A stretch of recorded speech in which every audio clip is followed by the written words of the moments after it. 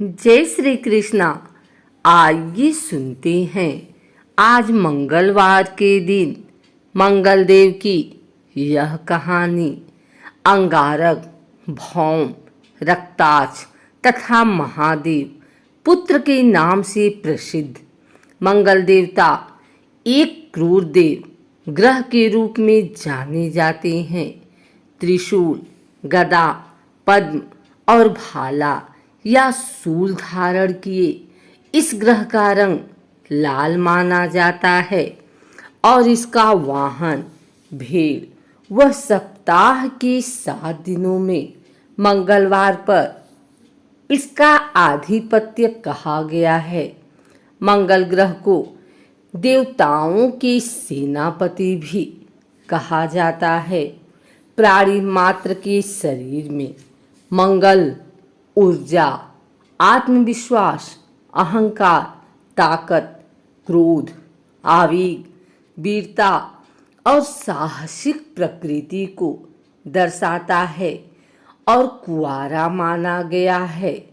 देवग्रह सूर्य, चंद्र और बृहस्पति इनके मित्र ग्रह हैं तथा बुध शत्रु है। मंगल मृगशिरा, चित्रा एवं घनिष्ठा नक्षत्रों का स्वामी है। अग्नि तत्व के मंगल का रत्न मूंगा, धातु, पीतल, तत्दिशा, दक्षिण व काल ग्रीष्म है। इन सब तथ्यों को समझने में मंगल देवता के जन्म की कहानी बहुत सहायक है। इस कहानी के माध्यम से मंगल से संबंधित जानकारी सहज ही हमें प्राप्त हो जाती है। आइए सुनते हैं मंगल देवता के जन्म की कहानी। स्कंद पुराण के अवंतिका खंड में मंगल ग्रह की उत्पत्ति का एक पौराणिक वृतांत मिलता है, जिसके अनुसार एक समय उज्जैनीपुरी नाम के एक स्थान में अंधक नाम का एक प्रसिद्ध दैत्य राज किया करता था। उसका एक महापराक्रमी पुत्र था, जिसको कनक दानव के नाम से जाना जाता था। कनक दानव के पराक्रम का अनुमान इस बात से लगाया जा सकता है कि एक बार उस महापराक्रमी वीर ने इंद्र को ही ललकारना शुरू कर दिया। इंद्र को इसका जवाब देने के लिए विवश होना पड़ा। सो इंद्र ने कनक के साथ युद्ध कर उसे मार गिराया। इंद्र उस दानव के पिता अंधक को भली प्रकार जानते थे। ये भी जानते थे कि अंधकासुर अपने पुत्र की मृत्यु का बदला अवश्य लेगा।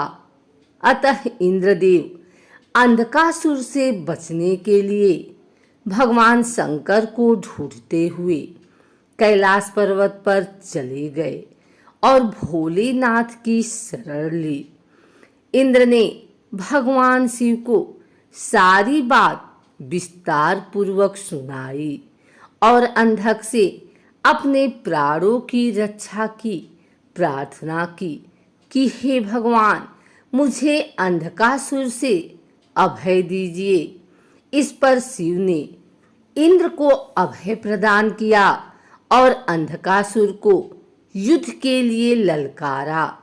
कथानुसार दोनों के बीच भयंकर युद्ध हुआ और उस समय लड़ते लड़ते भगवान शिव के मस्तक से पसीने की एक बूंद पृथ्वी पर गिर पड़ी, जिससे अंगार के जैसे लाल अंग वाले भूमि पुत्र का जन्म हुआ।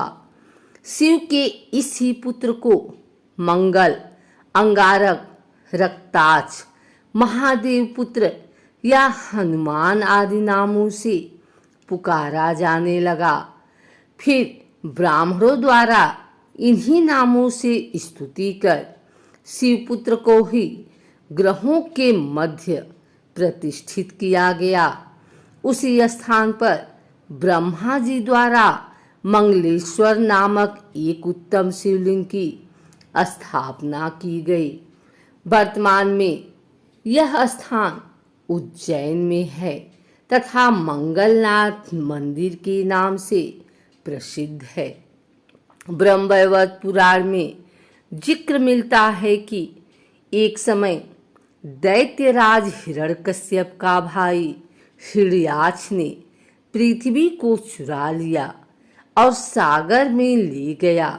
तत्पश्चात भगवान विष्णु ने वाराह अवतार लिया और हिरण्याक्ष को खोजकर उसके साथ युद्ध किया, जिसमें हिरण्याक्ष मृत्यु को प्राप्त हुआ तथा पृथ्वी को रसातल से निकालकर सागर पर स्थापित कर दिया गया तथा इस पृथ्वी पर ही परमपिता ब्रह्मा ने विश्व की रचना की।